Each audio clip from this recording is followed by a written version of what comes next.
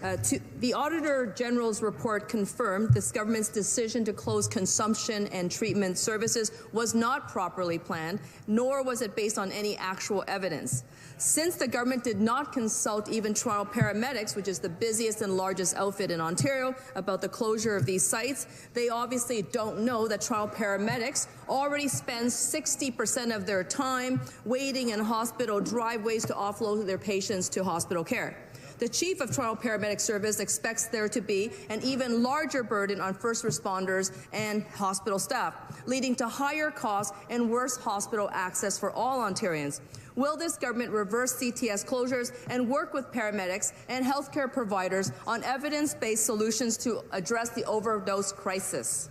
To respond, the Deputy Premier and Minister of Health. Thank you, Speaker. What our government will do is offer hope. Offer hope for people who are addicted to these deadly the opioids. We are ensuring through transitioning from consumption sites into heart hubs where there is going to be services available in social services, in healthcare, in addiction and mental health supports. We are offering a pathway out of addiction, and the Auditor General actually said, and I will quote, investing more in treatment, recovery and housing is a positive development toward addressing the opioid crisis. We will get this done because we know that you cannot simply ensure or allow people to continue to use drugs. We need to give them hope and a pathway out, and that's what we're doing with our heart hub models. Thank you. Supplementary question, the member for Windsor West. Thank you. Back to the Premier. The Minister of Health would know if she actually did consultation or looked at data that CTS has already provided access to all of those supports and services for the people that use them. Speaker, the Auditor General's report showed us that this government is taking away key public health services in the middle of an addiction crisis and against best evidence.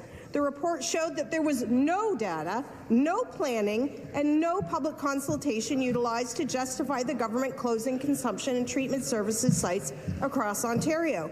There was no impact evaluation and no evidence-based assessment done to justify the decision to close CTS sites and switch to heart hubs.